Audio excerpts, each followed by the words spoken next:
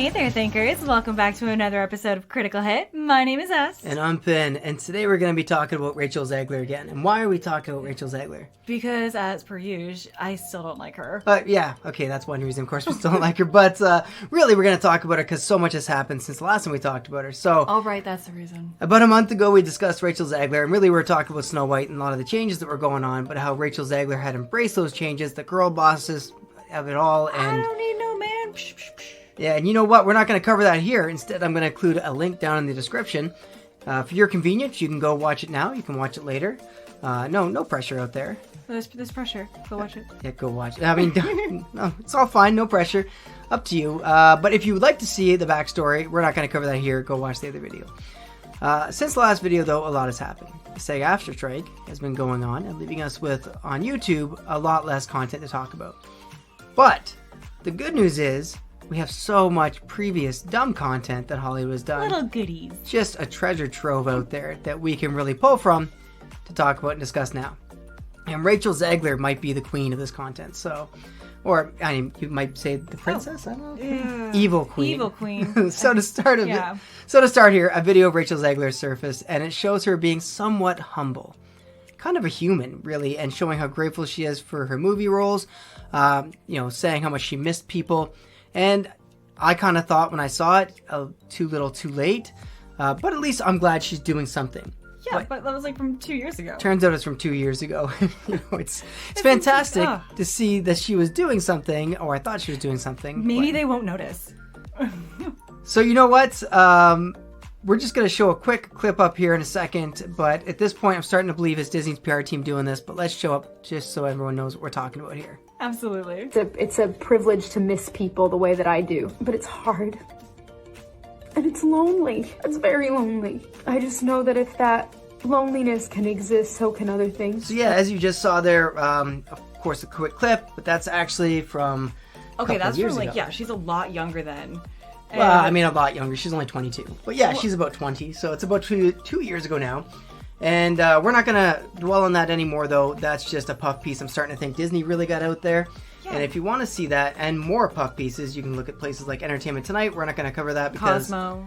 Yeah, we don't think it's very honest. But suffice it to say, it looks like Disney is running some pretty serious damage control over there right now for Rachel Zegler. I think they're trying to maybe... Well, you know what? We're going to make her somewhat likable, like trying to like cover up things. I don't even know about likable at this point, but just maybe less unlikable. Yeah, tolerable. But anyways, what she's actually done and what we're really going to cover is, for one, she joined the strike picket line for the SAG-AFTRA. There's absolutely no reason why she's on that line. She is not underpaid. Well, anyways, we got, you know what? First off, let's toss up a clip. If I'm going to stand there 18 hours in a dress of an iconic Disney princess, I deserve to be paid for every hour that it is streamed online. So pretty fantastic stuff, as you can see. You know what's crazy? If I didn't support the writer's strike before, I think at this point I now definitely don't. I think the last thing they needed really was an entitled 22-year-old telling us that when she made $1.5 million for a role to play pretend, it wasn't enough. And I'm not saying the studios are right. Don't get me wrong. I'm not saying they're right. I just think they're both wrong. She is not right. Yeah. All I know is that whatever she is, she's wrong. Her and everyone's wrong over there. But you know what? The writers and actors needed the public on their side here, and they're not getting it. Yeah, but the writers really care more about inserting their ideology and in their work over really ever telling a good story. And the actors came to help them join them really, and give them a hand. But I think it's actually had the opposite effect. Absolutely, it's had the opposite effect. Look what they've done to any live-action movie, and for some reason, they loosened the PR reins for Rachel Zegler, and she's just let loose and, like, not good. Yeah, I just you know what the problem was? Social media. We got to know actors, and we don't like them as much. Also, award shows. You know, if only maybe a few of them spent a little less time lecturing me at award shows, maybe I'd care for what they have to say a little bit more. Well, because the award shows don't even like show you what movie is good. It's which one had the best sad story. Yeah. Yeah, or like the new rules for getting an Emmy coming. Like, anyways, don't get me started. That's not what this video is about. But, you know, like I said, no one's right. But I don't think the actors joining the writers actually helped them this time, because I just don't think actors have the same support they used to. No. And, well, but writers don't either. But at least writers had some semblance of goodwill left here and there. But anyways, back to Rachel Zegler. In addition to sounding like the entitled 22-year-old that we had said, we also had our video surface telling us how much she cares about Snow White. Let's toss one of those up right now. Sure, okay. Scared of the original cartoon. I think I watched it once and then I never picked it up again. Like, I'm being so serious. I watched it once and then I went on the ride in Disney World, which was called Snow White's Scary Adventures. Doesn't sound like something a little kid would like. Was terrified of it. Never revisited Snow White again. So I watched it for the first time in probably 16, 17 years when I was doing. Oh, wait, my fault, my mistake. It was that she didn't care about Snow White. My bad, totally misled you going into that. But, I mean, she's watched it once, right? And, well, I mean... She was scared from it. She was It was terrified. so scary. At least in previous movies, she's come off somewhat likable, right? I mean, she's had, what did she do? She did West Side Story. Oh, but you have to speak Spanish. Yeah. You know what? Instead of us saying it, I'm going to throw up another clip for you. It is respect. It is respect for my upbringing in a Spanish-speaking household. It is respect for the fact that this nation does not have an official language. And it's respect to the fact that it's 2021, girl. Ah, now I get it. They shouldn't have included subtitles. It's our fault it flopped. Right. Because we should learn Spanish. I'm sorry, I didn't take that class. Yeah. You know what's crazy here is that I get the sentiment behind what they're saying, I guess, and she was just giving talking points here, but the U.S. has no official language. Gotcha. But what's the majority of people in the U.S. speak? I'm going to go with English.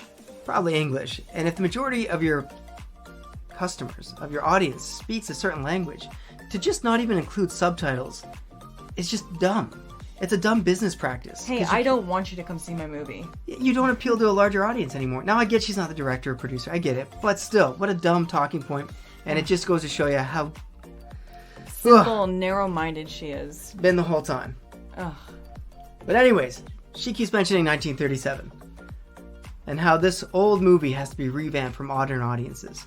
And at this point, I have to believe that modern audiences is just a synonym for socialism. Oh, 100% it's for socialism. And, like, she just, for some reason, what modern audiences don't have children, apparently. Yeah, and well. it's only people who look and act like her. You know what? Some people who want kids are socialists. Don't get me wrong. That is a thing. But all I hear now is socialism, and I'm so tired of it. It's all of our kids. Yeah, get your political ideology out of here. Anyways, you know what? We got a clip about 1937 I'm going to toss up real quick. Oh, please. The original cartoon came out in 1937, and very evidently so. There's a big focus on her love story with a guy who literally stalks her. Yeah. Weird. So we didn't do that this time. Oh, I hate the way she laughs. 1937. Yeah, so, I mean, I think she's missing the point here. This is Snow White. It's a love story. It's a love story. If you don't like the source material, that's fine. You don't have to like the source material. No one's going to hate you for not liking the source material. But you can make your own movie that has nothing to do with Snow White if that's what you want. But if you're going to make a movie about Snow White, maybe make it about Snow White. it should be about Snow White. We just don't want to see a political agenda in movies anymore. Oh my gosh, that's so hard to, like, wrap your mind around. I know, we want the theme and essence of the original tale.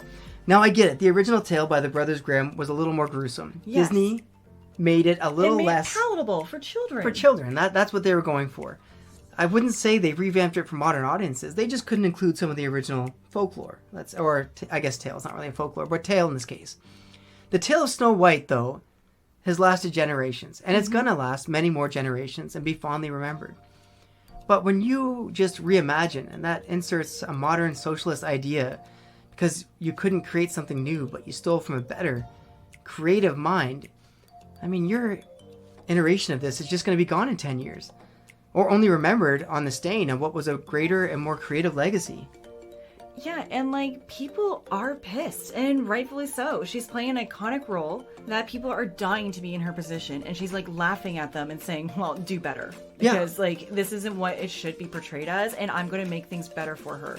And like she's not going to be this victim of the patriarchy. What patriarchy? She bossed around 7 grown-ass men. Also, I mean, I get it's a fairy tale, but a certain time frame in human history, things have happened. Now I get the, just different hierarchy of structure. And I'm not saying you have to respect that in every fairy tale, but that was definitely the theme that Snow White had in mind doing it.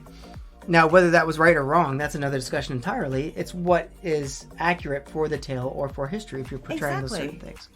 While we were editing this video, more information has come to light. Rachel Zegler also helped lead the charge against Gina Carano when she was fired from Lucasfilm over the pronoun use, of course, the beep, bop, boop she put up when she was ordered to put pronouns in her bio. Now, Rachel tweets, "I hope the world is kinder," after literally helping to get another woman fired. Oh, she just embodies what is wrong with the Zoomer generation in one person. She's just an awful human being, and I don't understand how anybody can stand to work with her. Well, at least Disney is getting what they deserve with her, because if you champion this terrible attitude, you're going to get it back. Now, they have to get to an emergency meeting to discuss the way ahead and run damage control ahead of this movie. And I wonder how much extra this is going to cost them, all this PR they're doing. Just what they need when, of course, their financials over their last quarterly report have gone down the drain. We covered it a little bit, but Disney not doing so well right now. Yeah, it's kind of crazy because, like, if you think about it, like, all the older movies that we've seen, like, I have never, ever really heard an actor or an actress speak out this, like, abruptly and awful about, like, a movie that they were portraying. Like, what is her PR team doing? Yeah, I've seen tweets about other people like Harrison Ford speaking up, but that was totally separate. Someone ingrained in culture forever. This is a new actress coming forward to be a lead character in a one-off her breakout film in Disney. Well, yeah, and I mean, that's totally separate from what we've seen with other people. That's not really princess behavior. Yeah. And you know what? I have to imagine, actually, at some point, that being under contract with a company that just paid you $1.5 million to star as a lead movie, and you speaking out publicly against them might make them a little bit upset. You're currently under contract, and you would be making good PR towards this movie, or you should be, normally. Now, I get the strikes are going on, but I have to imagine you're ruffling a feather or two and biting the hand that feeds you here. Exactly. She is so egotistical. I can't stand her. Hubris, absolutely. Hubris, entitled, all those terrible words I can think of. She just seems to embody them for me, which is just a terrible thing. Yeah, so I actually thought Brie Larson was unlikable, but Rachel Zegler said, "Hold my Bud Light. She's going in." Hold my Bud Light. Oh my god, that's funny. She's been in 3 movies. 2 of them have flopped. That's West Side Story and Shazam 2. I'm not saying she was solely responsible for those flops, but the third one is shaping up to be the same way. And at what point as a studio do you look at her and say, yikes, whoops, maybe she is box office poison? And you know what, as I said before, I think social media was probably the most terrible thing ever for actors, because once we got to know them, it really hasn't worked out for them. No, all these new up-and-coming actresses and like actors think that like the world revolves around them and we owe them everything. It's ridiculous right now. And you know what? I know some people will want to defend her. She's young. She will make mistakes. She's 22. Yeah, you're right. Oh, you go, girl. You slay. You queen. Like, be the queen that she knows she can be. I've seen the Twitters and I've seen the TikToks and all that. For sure. It happens. And yeah, if she eats a piece of or a slice of humble pie and she comes back and apologizes, I bet you it's gonna be apple. Yeah. Maybe people will get on board and be ready to move past this with her, for sure, and she can continue to be an actress. But, you know, while she has this know-it-all entitled attitude, nothing is really going to continue in a good way for her. Now, I don't want to say she's not going to get roles. Studios have done dumber things. It's not what's going to happen. But I don't think that the audience, at least, is going to respond to her in a positive way and give studios what they want in the box office. Because when I'm looking at this, you know, when I see something that's wrong with a movie from the get-go, you have a hurdle to get over to begin with. Little Mermaid's a perfect example of this. Little Mermaid. Well, and they cast a black actress in the titular role of Ariel. And that's fine if you want to do that. Thing about it. Sure. Well, actually, she was a fan of it. But what I'm saying is, but you've already given yourself something against the movie before it even gets out there. Now, maybe you think any PR, any interest in your movie is good interest, maybe. But realistically, in my eyes, you've just given yourself something that you have to get a hurdle over before it even starts. Yeah, and that's like, never hey, a good we way did to go. this, but look at what else we are doing to, like, bypass that or support that in a way to make things develop better in the movie, rather than putting a huge damper on it and being like, well, now this is just a movie that we spent like what, $500,000 on it, or $500 million, and Little Mermaid, I think it was about $300 million overall. I think something probably like that. $350 with marketing. But either way, I don't think they even broke even on Little Mermaid, and that's pretty brash, really, when they did so well in the other live action remakes. Now, I didn't like all the other live action remakes, but there was definitely something different about this one, and much more overt, that caused, I think, a bigger failing in it. But you know what? That's neither here nor there. This is Snow White. This is Rachel Zegler. And you know what would be almost poetic justice here is that Disney started with Snow White in 1937, as we've heard many times here. And wouldn't it, like I said, be poetic justice if Snow White ended Disney in 2024? Oh wait, as Rachel Zegler says, that's Hollywood, baby. Yeah, gonna get crushed under its own hubris that has extended to its writers and actors now with Disney. Girl boss harder. You go, girl. You keep doing what you're doing. I'm sure you're gonna go far. Oh, fantastic stuff. But anyways, those are the updates I got. There are some cancellations coming. We have heard about cancellation, of course, of The Hunchback of Notre Dame, and any spin-offs at this point of Snow White, which seem to be in the works. Look like they're most likely being canceled. But yeah, that's all I got. Do you have anything else? No, I've got nothing else to say. Well, thanks for sticking with us. Let us know your thoughts down in the comments. And if you want to see more like this, happy to do it. Let us know. Toodles, guys. See you in the next video. Bye.